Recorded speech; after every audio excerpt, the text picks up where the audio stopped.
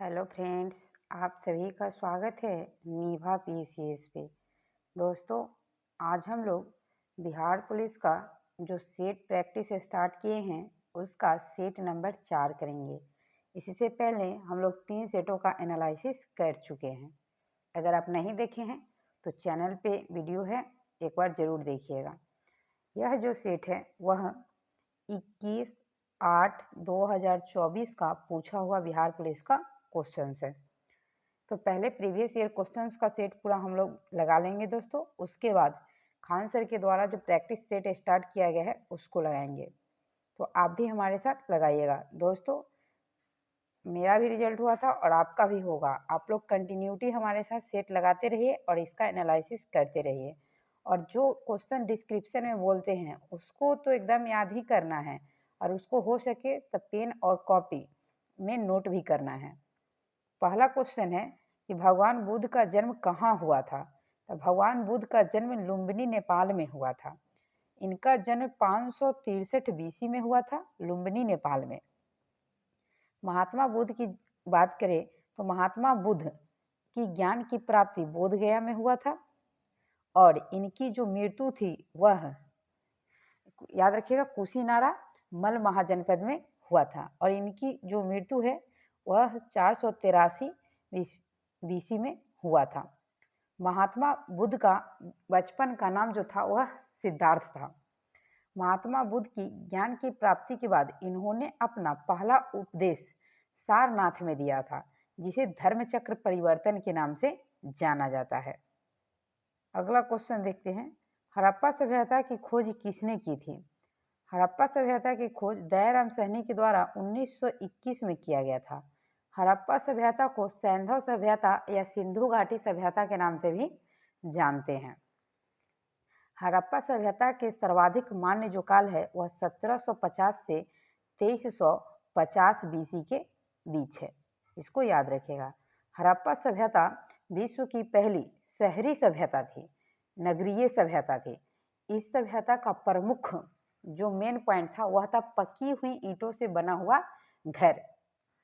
तो इसको भी ध्यान में रखिएगा। अगला क्वेश्चन है कि भारत का नेपोलियन किसे कहा जाता है।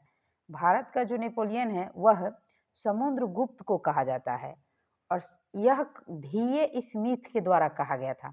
ये भी याद रखिएगा। इससे पहले वाले सेट में पूछा था कि किसने कहा था, तब विसेंट आयर स्मिथ VA स्मिथ के द्वारा समुद्रगुप्त को भारत का नेपोलियन कहा गया था। गुप्त वंश का यह शासक जो समुद्रगुप्त हैं, इनका सिक्कों पर बीना बजाते हुए चिन्ह मिला है। इससे यह प्राप्त होता है कि समुद्रगुप्त जो थे वह संगीत प्रेमी थे। ध्यान रखिएगा। हर्षवर्धन के शासनकाल में ह्वेनसांग भारत की यात्रा किया था।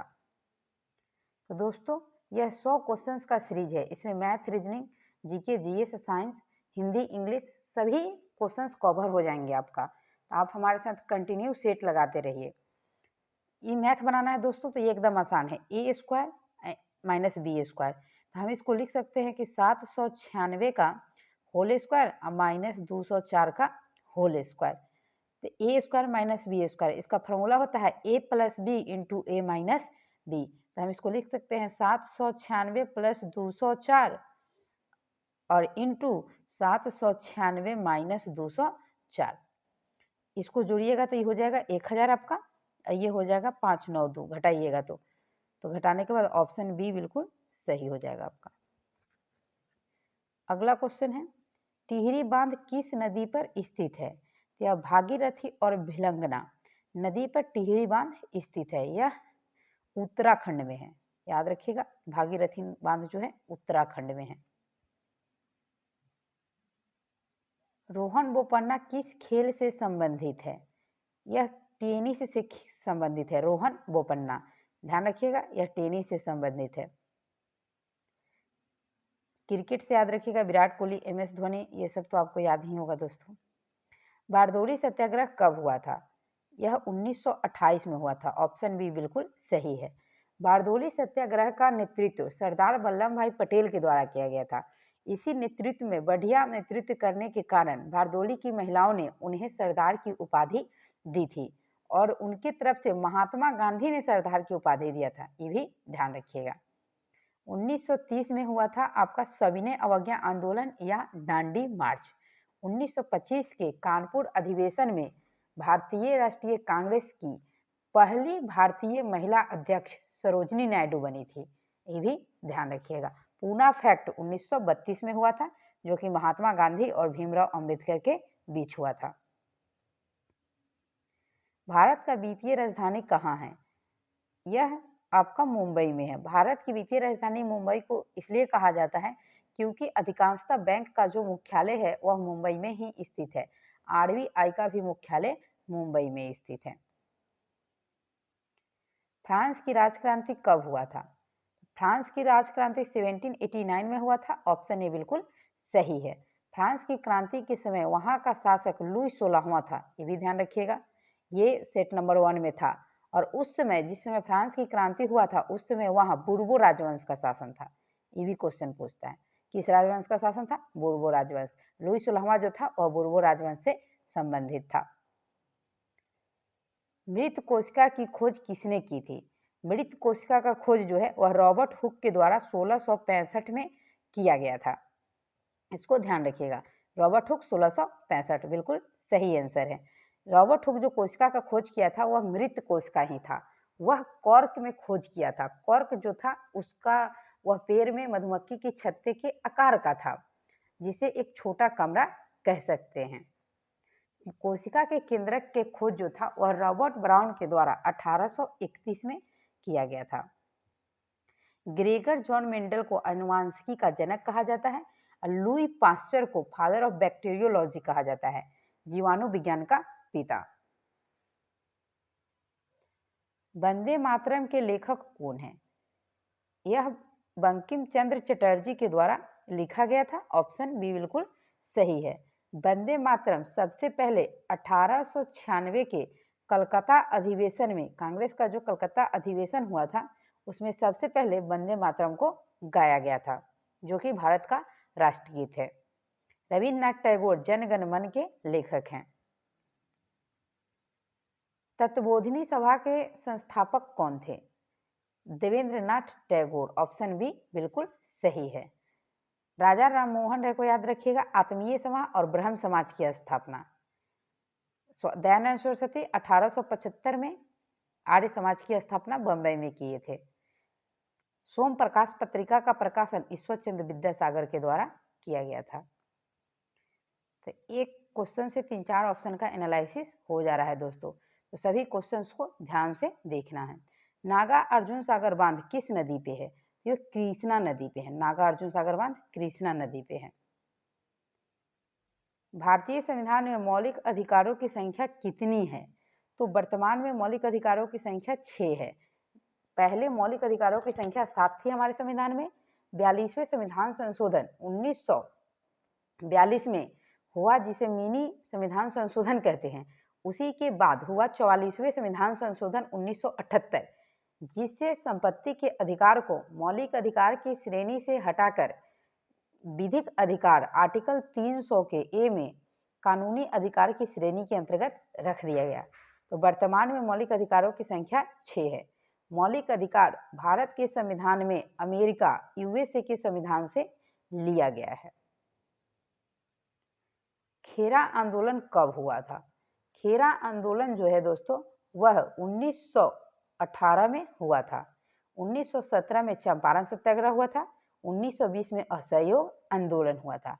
याद रखिएगा, 1920 में असहयोग आंदोलन, 17 में चंपारण आंदोलन और 1918 में खेरा आंदोलन हुआ था। अंतर्राज्यीय परिषद किस अनुच्छेद में है? अंतर्राज्यीय परिषद का गठन 263 आर्टिकल में है। इसके जो अध्यक्ष होते हैं वह प्रधानमंत्री होता है, ये भी ध्यान रखिएगा। 280 में वित्त आयोग की चर्चा है। वित्त आयोग 280 फाइनेंशियल कमीशन। वित्त आयोग के अध्यक्ष की नियुक्ति राष्ट्रपति के द्वारा किया जाता है। कंप्यूटर की अस्थायी मेमोरी क्या है? कंप्यूटर में 2 तरह की मेमोरी होते हैं, एक अस्थायी और एक अस्थायी। तो रोम जो है वह अस्थायी मेमोरी के अंतर्गत आता है। इसका full form read only memory होता है। रैम का रीड एक्सेस मेमोरी, ये सब याद रखिएगा। और प्रत्येक सेट में दोस्तों हम जितने भी शॉर्ट फॉर्म आते हैं उसका हम डिस्क्रिप्शन करते हैं, तो इसलिए प्रत्येक सेट को ध्यान से सुनिएगा। और यह जीके जीएस है, जितना बार सुनिएगा उतना बार रट आ जाएगा। वायु क्या है? तो वायु एक प्रकार का मिश्रण है। Air is a mixture of gases. वायु जो है अनेक गैसों का मिश्रण है। वायु में सबसे अधिक 78% गैस जो है वायुमंडल में वो हमारा नाइट्रोजन है। 21% गैस हमारा ऑक्सीजन है और 0.03% कार्बन डाइऑक्साइड है। 0.09% आर्गन गैस है। इन सभी गैसों को याद रखिएगा, परसेंटेज एग्जाम में पूछ लिया जाता है। अनुच्छेद 343 का संबंध किससे है? तो यह संघ की राजभाषा हिंदी होगी और लिपि देवनागरी होगी। इसकी चर्चा भारतीय संविधान के आर्टिकल 343 के अंतर्गत किया गया है। केंद्र और राज्यों के बीच विधायी संबंध, तो यह हमारा 241 और 42 के अंतर्गत है। केंद्र राज्य के बीच संबंधों का बंटवारा करने के लिए सरकारिया आयोग का गठन 1983 में किया गया था। मूल अधिकार की चर्चा भारतीय संविधान के आर्टिकल 12 से 35 के बीच है। वित्तीय आपात आर्टिकल 360 में है। वित्तीय आपात अभी तक भारत में एक बार भी लागू नहीं हुआ है। वर्तमान में लोकसभा की कुल कितने सीटें हैं?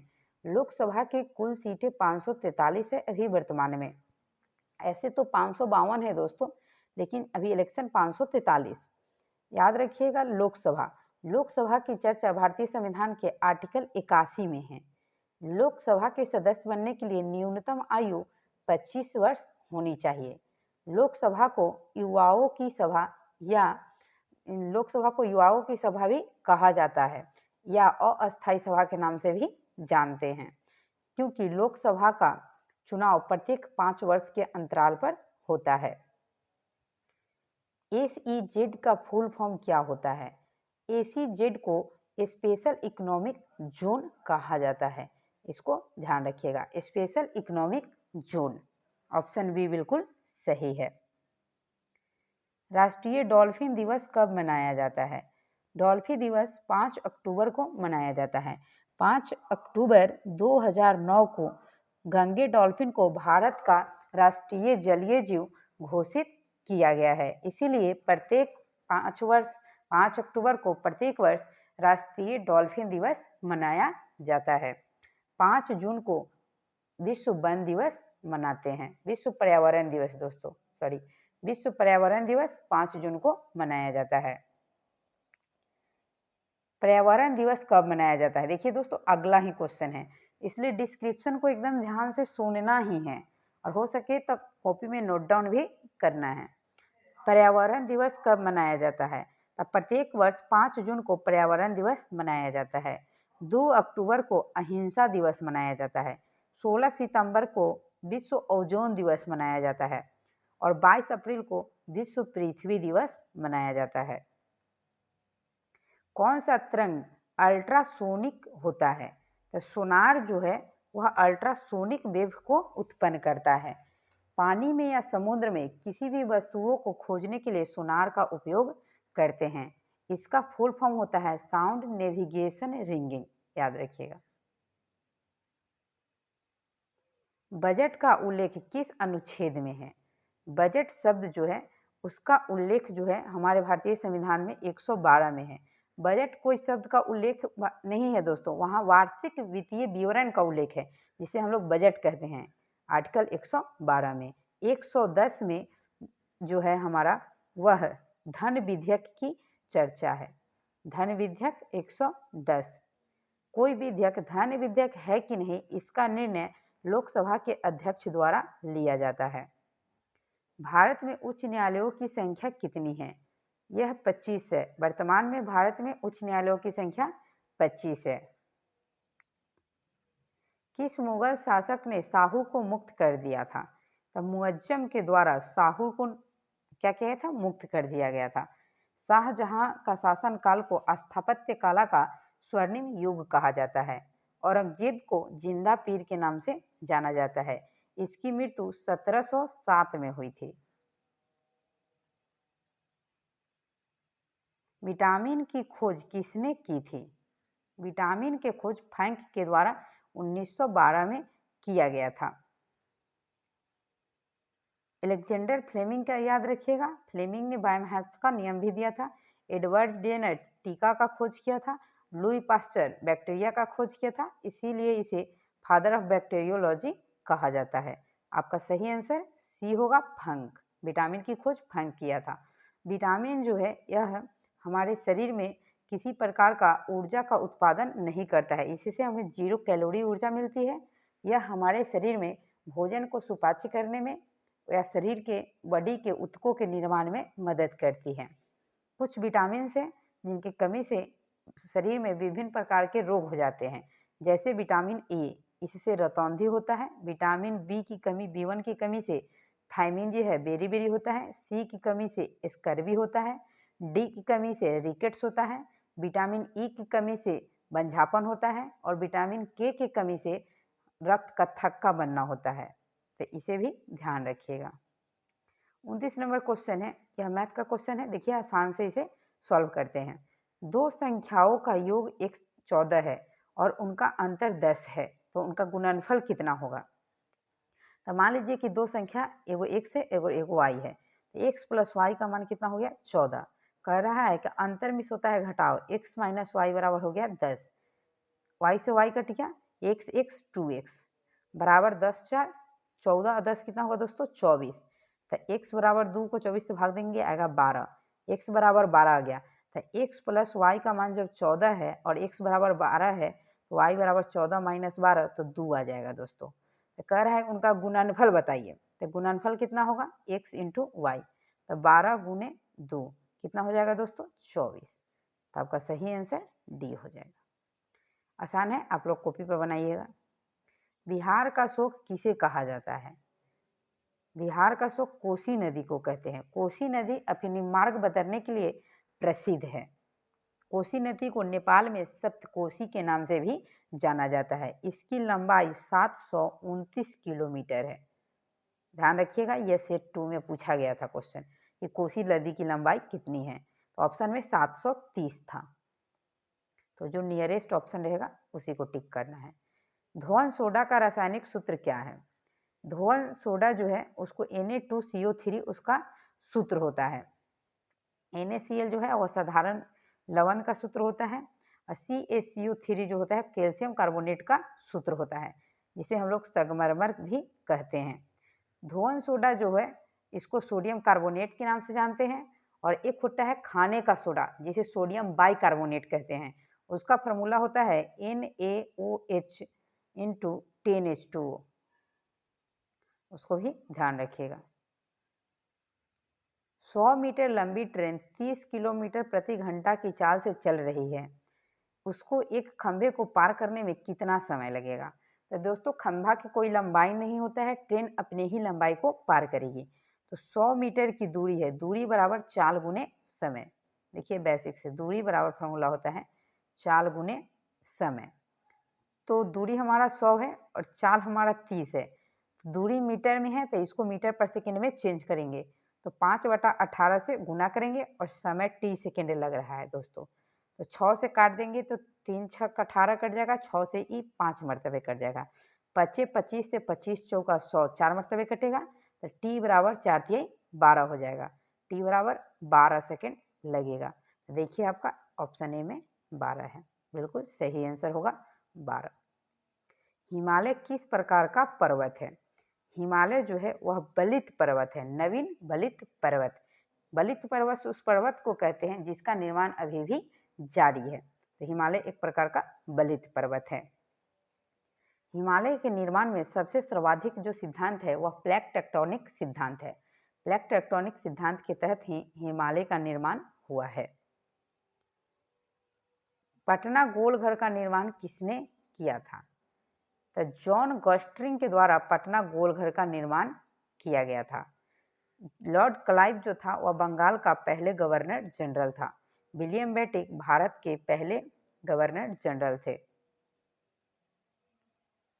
मौलिक कर्तव्य को संविधान के किस संशोधन द्वारा शामिल किया गया?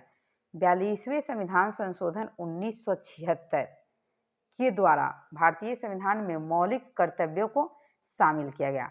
मौलिक कर्तव्य भाग 4(a) के तहत आर्टिकल 51(a) में इसका वर्णन है। मौलिक कर्तव्य जो है वह रूस की संविधान से लिया गया है। 44वें संविधान संशोधन 1978 के द्वारा संपत्ति के अधिकार को मूल अधिकार की श्रेणी से हटाकर कानूनी अधिकार की श्रेणी के अंतर्गत अनुच्छेद 300 के ए के तहत रखा गया है। बिहार में कृषि पर आश्रित लोगों की संख्या प्रतिशत में कितना है? तो बिहार की जनसंख्या का 78.6% जनसंख्या बिहार में डायरेक्ट या इनडायरेक्ट रूप से कृषि पर निर्भर है। बिहार की कृषि को भारतीय अर्थव्यवस्था का रीढ़ कहा जाता है, ये भी ध्यान रखिएगा, एनसीईआरटी का क्वेश्चन है। जीवन का अधिकार किस अनुच्छेद में है? जीवन के अधिकार को निजता के अधिकार भी कहते हैं या प्राण एवं दैहिक की स्वतंत्रता भी कहा जाता है। तो आर्टिकल 21 बिल्कुल सही आंसर होगा। 14 में समानता का अधिकार है, 19 में प्रेस या अभिव्यक्ति की स्वतंत्रता है, अब 32 में संवैधानिक उपचारों का अधिकार है। राष्ट्रपति अपना त्यागपत्र किसे देता है? राष्ट्रपति अपना त्यागपत्र उपराष्ट्रपति को देता है और उपराष्ट्रपति अपना त्यागपत्र राष्ट्रपति को देता है, एक दूसरे के दोनों बीच देते हैं। लिच्छवी स्तूप बिहार के किस जिला में है? तो यह वैशाली में है। लिच्छवी स्तूप वैशाली में। सुंदरवन किस राज्य में स्थित है? सुंदरवन की जो डेल्टा है वह पश्चिम बंगाल में है। इस डेल्टा का निर्माण गंगा और ब्रह्मपुत्र नदी के द्वारा मिलने से हुआ है, तो इसको भी ध्यान रखिएगा, गंगा और ब्रह्मपुत्र बहुत बार पूछा भी गया है। खिलाफत समिति का गठन कब किया गया था? तो यह बम्बे में किया गया था। खिलाफत समिति 1920 में खिलाफत आंदोलन हुआ था, समिति का गठन 1919 में ही हुआ था। इनमें से किसकी इलेक्ट्रॉन बंधुता सबसे कम है? कम पूछा जा रहा है, तो कम है आर्गन का, याद रखिएगा, सबसे कम आर्गन का है। और सबसे अधिक पूछेगा दोस्तों तो यह है विद्युत इलेक्ट्रॉन बंधुता क्लोरीन का है, सबसे अधिक क्लोरीन का है और सबसे कम आर्गन का है। अयोध्या किस नदी के किनारे स्थित है?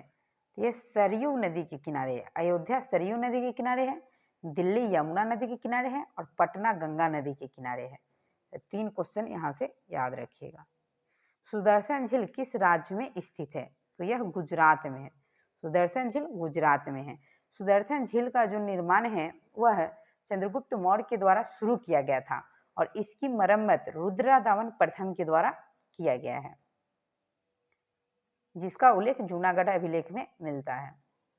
मैथ है, इसको सॉल्व करना है। दोस्तों सबको जोड़ दीजिए, 6 6 12 6 18 6 24, 24 डिवाइडेड 6, पहले ब्रैकेट का काम होता है और नीचे देखिए ब्रैकेट नहीं है तो पहले हम लोग डिवाइड का काम कर लेंगे। तो 4 में 4 से भाग देंगे तो कितना आएगा? 1। तो 4 4 8 4 12 कितना होगा? 13। तो दोस्तों ये 13 हो गया और 24 में 6 से भाग देंगे तो 6 चौका 24 यानी 4/13। और देखिए आपका ऑप्शन बी है 4/13। मैथ रीजनिंग के लिए दोस्तों टेंशन नहीं लेना है। क्वेश्चन मैथ रीजनिंग का ऐसा रहता है कि अगर 5 क्वेश्चन है तो कम से कम 4 तो बन ही जाएगा और थोड़ा सा भी पढ़े हैं तो 5 में 5 बना दीजिएगा, क्योंकि बेसिक मैथ रहता है। कंचनजंगा नेशनल पार्क कहाँ स्थित है? तो यह सिक्किम में है। कंचनजंगा नेशनल पार्क सिक्किम में, याद रखिएगा। तिलैया बांध किस नदी पर स्थित है?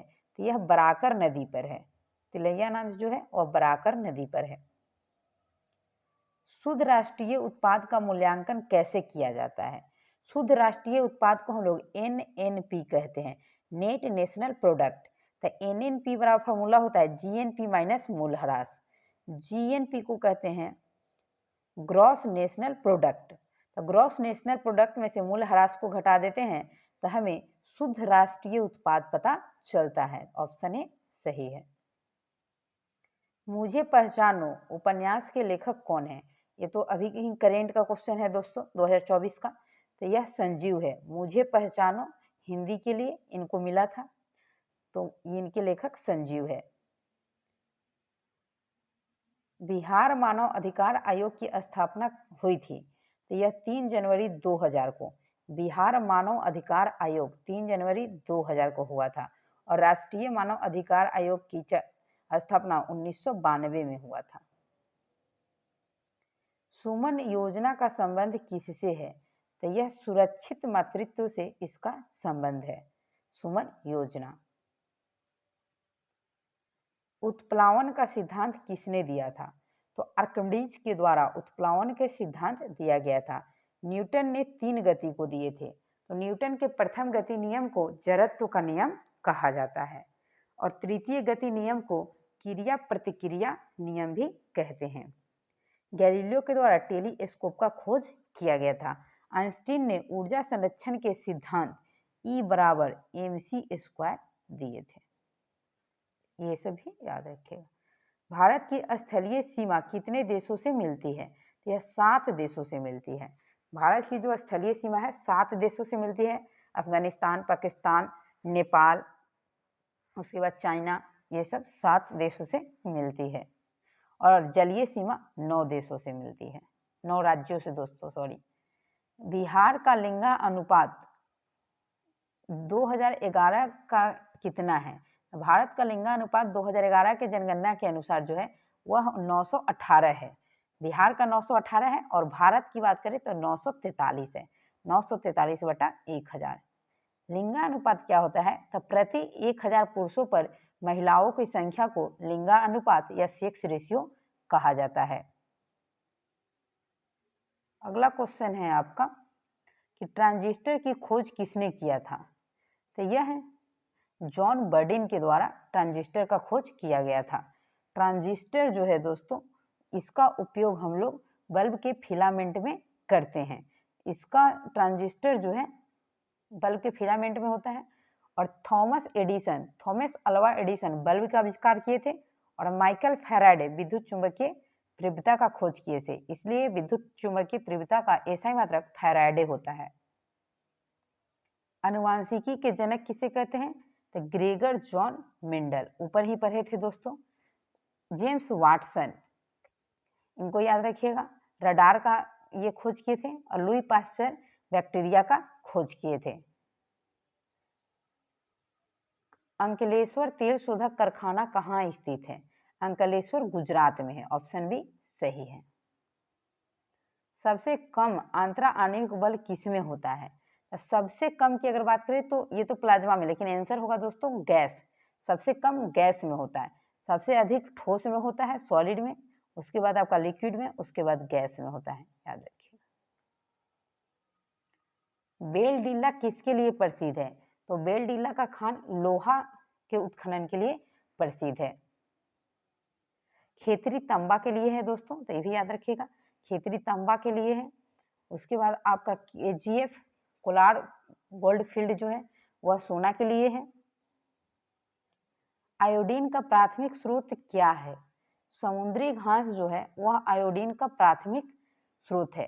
इसलिए समुद्र के एरिया में रहने वाले लोगों में घेघा रोग होने की संभावना कम होती है। रासायनिक ऊर्जा को विद्युत ऊर्जा में प्रयुक्त या परिवर्तित करने वाली युक्ति कौन है, क्या कहलाती है? तो उसे विद्युत कोष कहते हैं। रासायनिक को विद्युत में बदलने के लिए जनित्र जो होता है वह यांत्रिक ऊर्जा को विद्युत ऊर्जा में बदलता है, तो इसको भी ध्यान रखना है। प्रधानमंत्री रोजगार योजना की शुरुआत कब हुई थी? तो 1993 में प्रधानमंत्री रोजगार योजना की शुरुआत हुआ था। गाल बजाना मुहावरे का अर्थ क्या है? ये हिंदी का क्वेश्चन है। तो गाल बजाने मुहावरे का जो अर्थ है वह आपका हो जाएगा दोस्तों डींग हाँकना। गाल बजाना यानी डींग हाँकना। यहाँ से सब आपका कवर हो जाएगा दोस्तों। आप हमारे साथ सेट कंटिन्यू लगाते रहिए और हम सेट कंटिन्यू आपके साथ लेकर आते रहेंगे। जैन धर्म के अंतिम तीर्थंकर महावीर की मृत्यु कहाँ हुई थी? यह पावापुरी में हुआ था। दोस्तों महावीर की अगर बात करें तो महावीर जो थे वह जैन धर्म के 24वें तीर्थंकर थे और अंतिम तीर्थंकर थे। महावीर का जन्म जो है वह 540 ईसा पूर्व वैशाली के कुंडग्राम में हुआ था। ऑप्शन ए में है कुंडग्राम। कुंडग्राम में हुआ था और इनकी मृत्यु पावापुरी में हुआ था। इन्होंने जो जैन धर्म के चतुर्थ आर्त था उसमें एक पांचवा अर्थ जोड़े थे जिसे ब्रह्मचर्य कहा गया। जैन धर्म के मानने वाले को तीर्थंकर कहा जाता था, तो इसको भी ध्यान रखिएगा। और इसमें ज्ञान प्राप्ति को कैवल्य कहा जाता था, निग्रंथ के नाम से भी जानते थे। सारनाथ में गौतम बुद्ध पहला उपदेश दिए थे और राजगिरी में प्रथम बौद्ध संगीति हुआ था। भारत में गांधी जी ने सबसे पहला सत्याग्रह कहाँ शुरू किया था? यह चंपारण में हुआ था 1917 में। साबरमती की स्थापना 1916 में हुआ था, महात्मा गांधी के द्वारा किया गया था। महात्मा गांधी भारतीय राष्ट्रीय कांग्रेस की अध्यक्ष कब बने थे? तो कांग्रेस के अध्यक्ष 1924 में, और यह अधिवेशन हुआ था बेलगांव में। बेलगांव अधिवेशन 1924 की अध्यक्षता महात्मा गांधी के द्वारा किया गया था। हम लोग कांग्रेस की अगर बात करते हैं तो कांग्रेस की स्थापना 28 दिसंबर 1885 को बंबई में हुआ था। दोस्तों लिखेंगे तो वीडियो काफ़ी लंबा हो जाएगा, इसलिए कोशिश करते हैं कि बोल के जितना ज़्यादा कंटेंट दे सकें। कांग्रेस की स्थापना 1885 बंबई में हुआ था और इसकी स्थापना एओ ह्यूम के द्वारा किया गया था, इसीलिए एओ ह्यूम को कांग्रेस का पिता कहा जाता है। कांग्रेस के पहले अध्यक्ष डब्ल्यू.सी. बनर्जी थे और कांग्रेस के प्रथम मुस्लिम अध्यक्ष बरुद्दीन तैयबजी थे। कांग्रेस के पहले यूरोपीय अध्यक्ष जॉर्ज यूले थे और कांग्रेस के प्रथम महिला अध्यक्ष एनी बेसेंट थे, जो 1917 के कलकत्ता अधिवेशन की अध्यक्षता किए थे।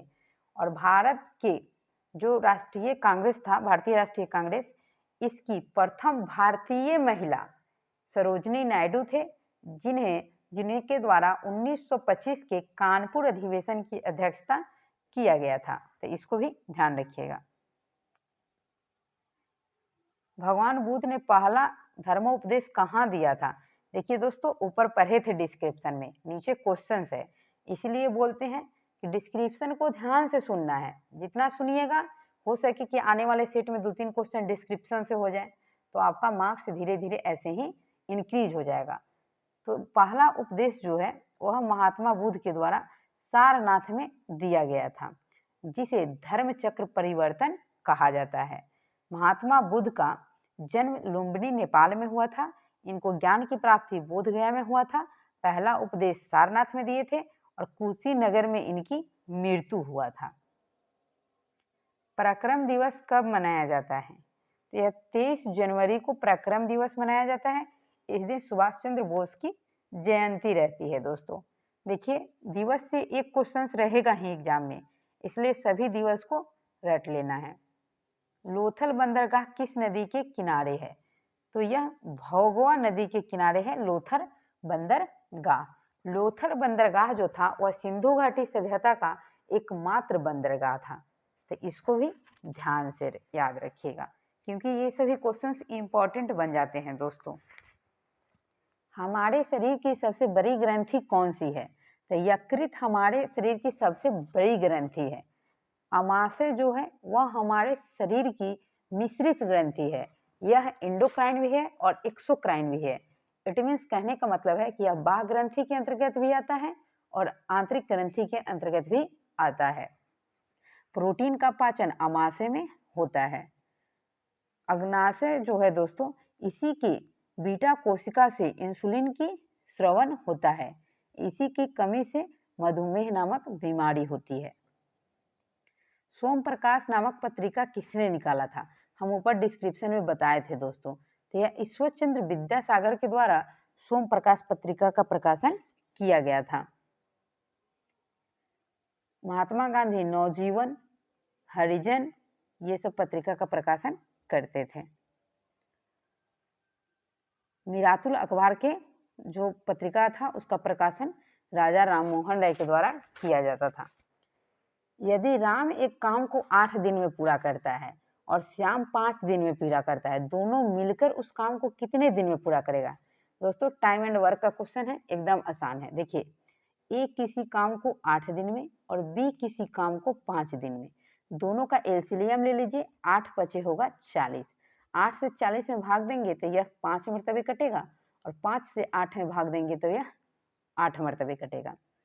तो हो गया दोस्तों, तो इसका क्षमता हो गया 5 और इसका क्षमता हो गया 8। अब कह रहा है कि दोनों मिलकर काम करेगा, ए प्लस बी। काम कितना करना है 40 और दोनों की क्षमता कितना है 8 5 13। तो यह 40/13 हो गया था, 13 39 और 1.13। फिर इसको अगर हम तोड़ेंगे भिन्न को तो 40/13 आ जाएगा। 3.1/13 ऑप्शन डी बिल्कुल सही है। 1857 की क्रांति में कौन से क्रांतिकारी थे जो नेपाल भाग गए थे? तो यह थे नाना साहेब। नाना साहेब जो थे वह नेपाल चले गए थे। 1857 की क्रांति की शुरुआत 10 मई 1857 को मेरठ से हुआ था। इस क्रांति में कुछ स्पेशल जगह से स्पेशल लोग नेतृत्व किए थे, जैसे कानपुर से नाना साहेब थे, रानी लक्ष्मीबाई झांसी से थी, कुंवर सिंह जो थे वह बिहार से थे, आरा से। सैन्य शक्ति, शक्ति जो है अभ्यास, शक्ति सैन्य अभ्यास भारत और किस देश के बीच होता है? तो यह जो अभ्यास है आपका सैन्य शक्ति वह होता है भारत और फ्रांस के बीच। इसकी पहली शुरुआत 2011 में स्टार्ट हुआ था। 2011 से यह शुरुआत होते आ रहा है। भारत और अमेरिका के बीच होता है कोप इंडिया, तो ये भी याद रखिएगा, वज्र प्रहार कोप इंडिया। श्रीलंका के साथ होता है आपका मित्र शक्ति। ठोस से द्रव्य में बदलने की प्रक्रिया को क्या कहते हैं? तो इसे गलन कहते हैं। ठोस से जो द्रव्य में होता है उसे गलन कहते हैं और द्रव्य से जो वाष्प में होता है उसे वाष्पीकरण कहते हैं और जो वाष्प से जो द्रव्य में आता है उसे संघनन कहते हैं और ठोस से डायरेक्ट गैस बन जाना उसे ऊर्ध्वपातन कहते हैं। डीआरडीओ की स्थापना कब हुई थी? डीआरडीओ की स्थापना 1958 में 1 जनवरी 1958 को हुआ था। इसका मुख्यालय हेडक्वार्टर जो है वह न्यू दिल्ली में है, ये भी ध्यान रखिएगा। इसके जो वर्तमान अध्यक्ष है डीआरडीओ के वह बी समीर कामत है, इनका नाम भी याद रखिएगा। करेंट से अगर आएगा तो यही क्वेश्चन आएगा कि डीआरडीओ के अध्यक्ष कौन है? बी समीर कामत। इनमें कौन सार्क का सदस्य है? सार्क जो है उसकी सदस्य मालदीव है। सार्क में टोटल 8 सदस्य देश हैं। सार्क की स्थापना की अगर हम लोग बात करें तो सार्क की स्थापना 8 दिसंबर 1985 को ढाका में हुआ था। इसका मुख्यालय हेडक्वार्टर जो है वह काठमांडू में है, काठमांडू जो कि नेपाल की राजधानी है। सार्क में टोटल 8 सदस्य देश हैं। यह देश है मालदीव, श्रीलंका, भारत, अफगानिस्तान, नेपाल, भूटान, बांग्लादेश। तो इनका नाम याद रखिए। देखिए दोस्तों, ऊपर पढ़े थे हम लोग कि सिक्के पर बीना बजाने, नीचे क्वेश्चन है कि सिक्के पर बीना वादन करते हुए किस शासक का चित्र दिखाया गया है? तो यह समुद्रगुप्त को, जिसे भारत का नेपोलियन भी कहा जाता है। एल्युमिनियम ऑक्साइड का सूत्र क्या है? Al2O3 एल्युमिनियम ऑक्साइड का सूत्र होता है। यहाँ से आप याद रखिएगा Al2O3, ऑप्शन ए सही है। जय जवान जय किसान का नारा किसने दिया था? या लाल बहादुर शास्त्री के द्वारा जय जवान और जय किसान का नारा दिया गया था। कांवर झील बिहार के किस जिला में है? यह बेगूसराय में है। कांवर झील बेगूसराय, ऑप्शन बी सही है। जंतु का सबसे बड़ा संघ कौन सा है? तो यह आर्थ्रोपोडा। आर्थ्रोपोडा जो है वह जंतु जगत का सबसे बड़ा समूह है। कु उपसर्ग का अर्थ होता है, कु का उपसर्ग का अर्थ होता है बुरा, ऑप्शन बी सही है।